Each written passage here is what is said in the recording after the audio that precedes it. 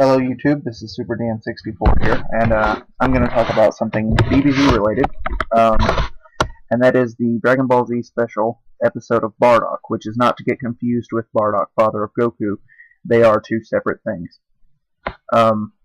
So the special starts off where Father of Goku ends with Frieza blowing up the planet and supposedly taking Bardock with it, except we learn that Bardock didn't die. He somehow, and they don't explain how, but he somehow gets transported to the past. And so he's on planet Vegeta in the past, except it's called Planet Plant, and there are these creatures there that heal him using this special water, which winds up being the liquid that the Saiyans use in their healing machines in the regular series.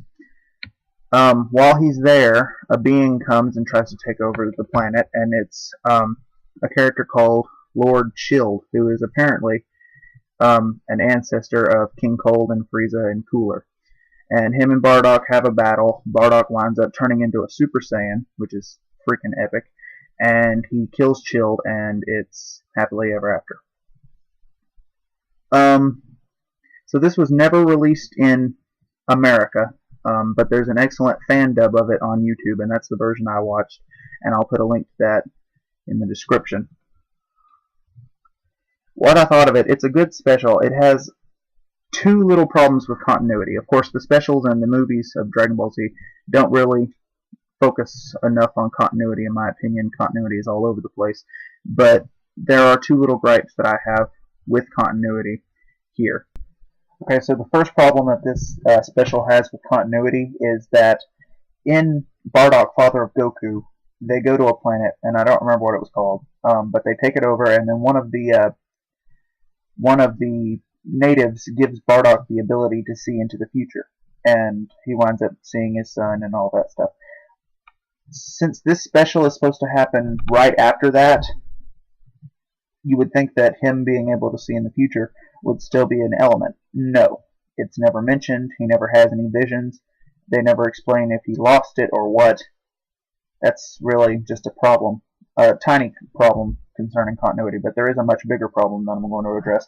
The second problem with continuity in this are the creatures that are occupying Planet Plant before the Saiyans take over, the creatures that are there inhabiting it when he gets sent back in the past.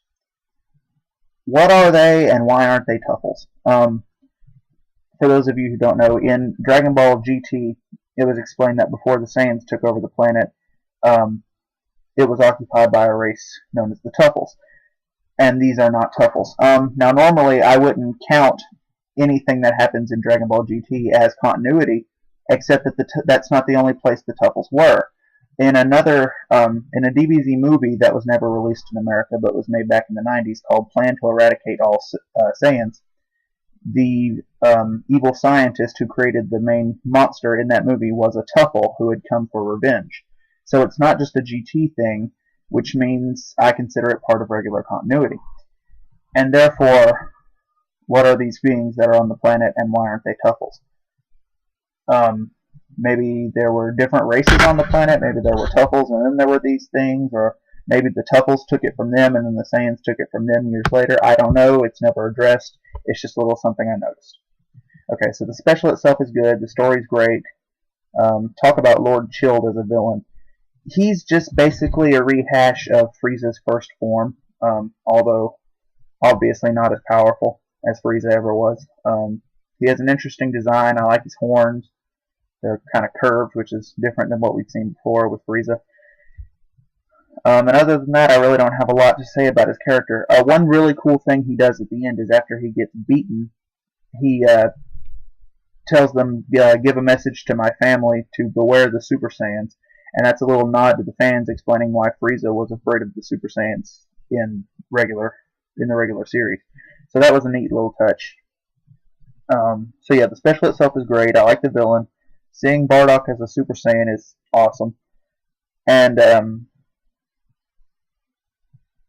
now let me talk about the fan dub that I watched. The dub was actually really good. I was impressed. They got the voice of Bardock pretty close to what you'd expect. Zarbon and Dodoria sound great. The voice that they did do for Frieza is jarring when you first hear it because It's nothing like the voice that Frieza had in the series. In fact, well, I don't think anybody could ever reproduce the voice that Frieza had in the series, to be honest. But so when you first hear that, it's a little bit jarring. But Frieza's only in it at the beginning, and it's not that big of a problem. Lord Shield's voice is very interesting. I like it. So the dub itself is very good. It seems professional. It almost seems like Funimation did it themselves. So yeah, that link will be in the description. So episode of Bardock, an excellent special. I wish it had been released officially in the U.S. because it is wonderful. My only complaints are those little continuity flubs that I mentioned, and the fact that they don't explain how he travels back in time. So that's it. I recommend it if you're a DBZ fan. I'll have the link down in the description. Check it out.